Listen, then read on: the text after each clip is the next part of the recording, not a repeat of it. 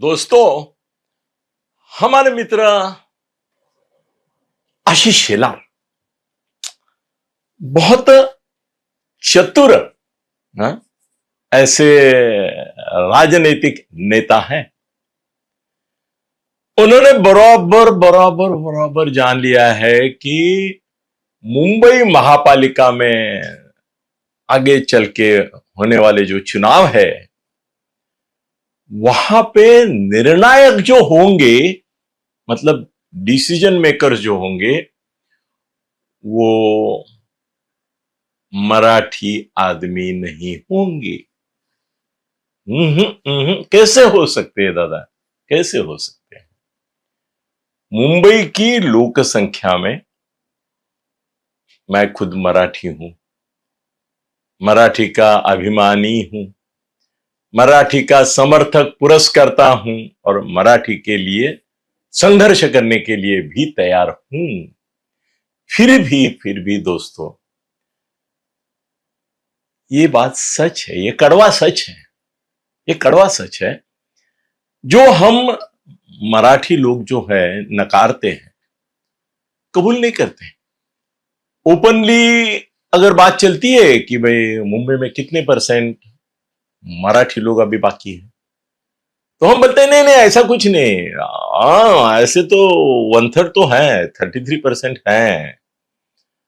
फिर लोग भी होशियार है आजकल, वो बोलते हैं कि अच्छा 33% है तो चलो आपका लोक संख्या का विवरण निकालो, चुनाव का विवरण निकालो, वहां पे हमको बताओ कहां पे ये तुम्हारे 33% मराठी लोग हैं।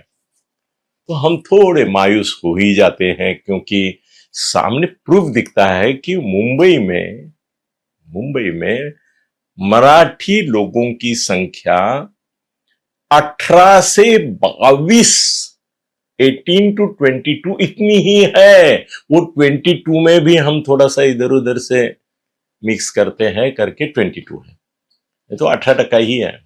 बड़े बड़े नेताओं से मेरी बात होती है दादा, उनको पूछता हूं मैं कि महाराष्ट्र में मुंबई में मराठी कितने हैं, तो बोलते देखा अनिल, या अनिल जी जैसी उसकी ये होगी, Anil ji of the record मुझे पूछोगे तो ये बात सही है कि मुंबई में 18% है, ऑन द रिकॉर्ड मुझे पूछोगे तो मैं बोलूंगा 1/3 है, और ऐसे 22% तक हम पुश कर सकते हैं।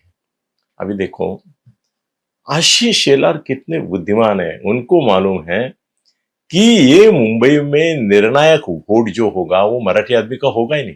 भले पूरे के पूरे 18-20% भी आते हैं साथ में, तो भी 78% नॉन मराठी है। तो मुंबई है मराठी आदमी की, यस मराठी आदमी की है, फिर भी उसके ऊपर राज कौन करेंगे? अमराठी करेंगे। हाँ, अभी भी कर ही रहे ना, उद्योग लो, धंधा लो, व्यापार लो, अर्थकारण लो, कुछ भी कहीं भी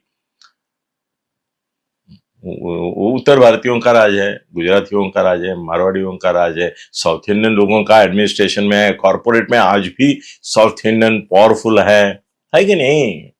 तो है, वो है, मुंबई हमारी है मगर ताबे में तुम्हारी ये बात है। तो आशीष शेलार को मालूम है कि ये मुंबई में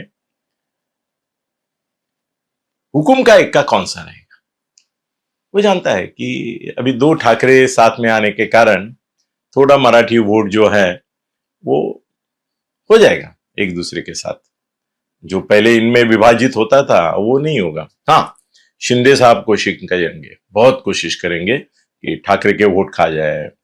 मनसे के शायद खाएंगे नहीं, उसमें भी एक ऐसी थोड़ी सी अफवाह है, अभी मैं अफवाह ही बोलूंगा, कि शिंदे साहब और राज ठाकरे जी का कुछ अंदर से चल रहा है कि भाई जहां पे उद्धव के लोग गिराने हैं वहां पे मनसे के लोग शिंदे साहब को मदद करेंगे, और जहां पे भाजपा के लोगों को गिरा के मनसे को आना है वहां शिंदे साहब भी उनकी मदद करेंगे, ऐसी चर्चा है। गॉसिप है, मैं बोल रहा हूँ, चर्चा नहीं बोलता हूँ, गॉसिप बोलता हूँ, अफवाह है।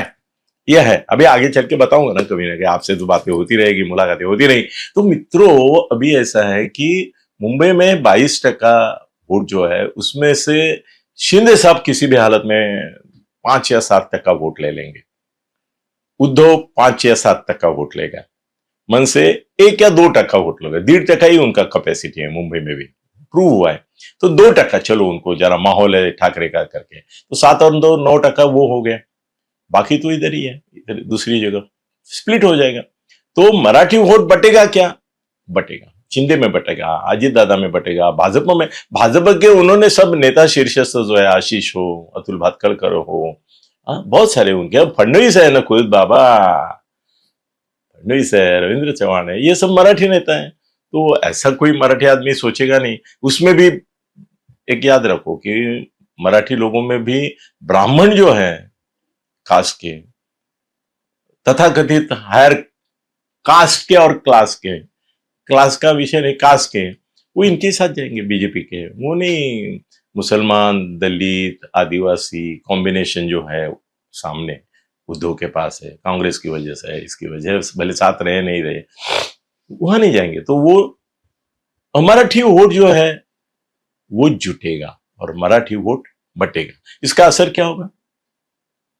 इसका असर ये होगा कि बीजेपी, शिंदे और अजित पवार मिलके, जैसे विधानसभा में हुआ 2/3 बहुमत, जैसा बिहार में हुआ 2/3 बहुमत, मुंबई महापालिका में इस बार महायुति को 2/3 बहुमत मिला। तो बिल्कुल आश्चर्य नहीं कि मराठी वोट बटेंगे।